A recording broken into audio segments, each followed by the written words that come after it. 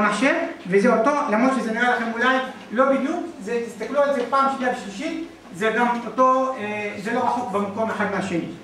אני עובר לתמונה, עוד תמונה נוספת.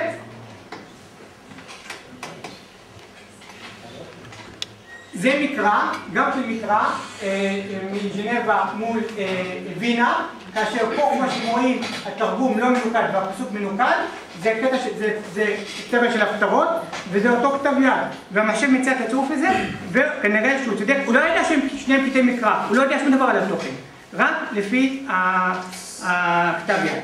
אתם רואים שהוא יכול לזהות כתב יד מרובע, כמו כתב יד בינוני, כתב יד מחובר.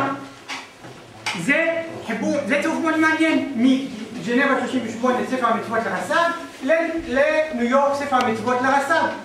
כלומר, יש לנו פה, אם מישהו חוקר, אני לא יודע אם בקטלוג של רוזנטל, מישהו בדק את ספר המצוות של הרס"ג, ידע לקשור את זה לקטע, אני מניח, אני מקווה מאוד שכן, ידע לקשור את זה לקטע הזה, והמחשב לא ידע שיש להם ספר המצוות. הוא פשוט זיהה זה רק לפי הכתיבה, וזה יצא ספר המצוות, מול ספר המצוות של רס"ג, כנראה זה אותו סופר, אותו כתב יד.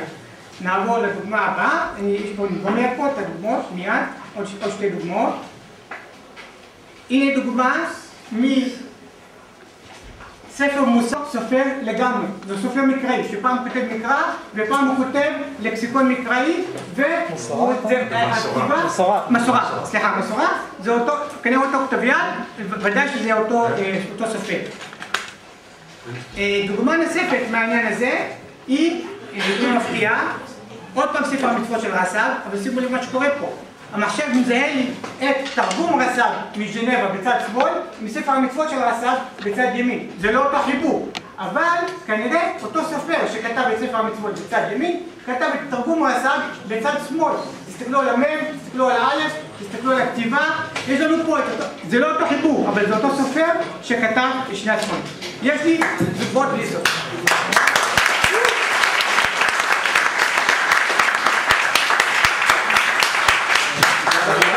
עד כמה שידוע לנו, הדברים מהסוג הזה מעולם לא נעשו בעולם על שום כתב יד, למרות שדברים דומים נעשו על סוגים אחרים של תמונות, כמו טביעת אצבעות או זיהוי פרצופים וכדומה. אנחנו יישמנו דברים מסוימים וחיטטנו דברים אחרים וקיבלנו את מה שקיבלנו. על אף כל ההתנהגות, דבר מהסוג הזה המחשב לעולם לא יוכל לעשות. מה שאתם רואים כאן זה דף משוחזר של הרמב"ם, שמשוחזר מתוך 13 קטעים קטנים, עבודה נפלאה של פרופסור הופקינס ופרופסור בלאו. זה דבר שעדיין ידרוש את חוכמת החוקר, ופה אנחנו רוצים את חוכמת החוקר.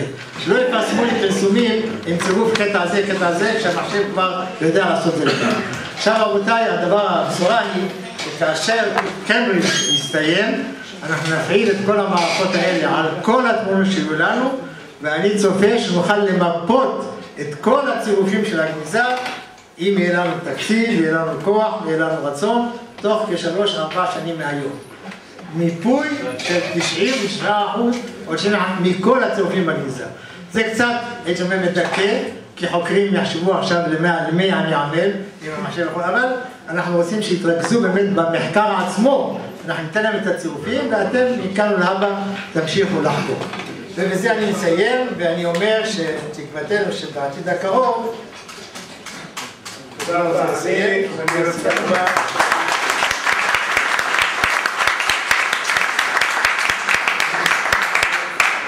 לומר שפרופסור שוויגר קיים את כל ההבטחות שהוא הצהיר עליהן בפתח דבריו. באמת צר לי על נשיאת הקונגרס, צר לי על נשיא האוניברסיטה שלא נשארו לראות את התדהמה הזאת, אז אני אולי מציע להחליף את המילה פרויקט במהפכת פרידברג לגניזה, תדהמת פרידברג לגניזה, משהו כזה.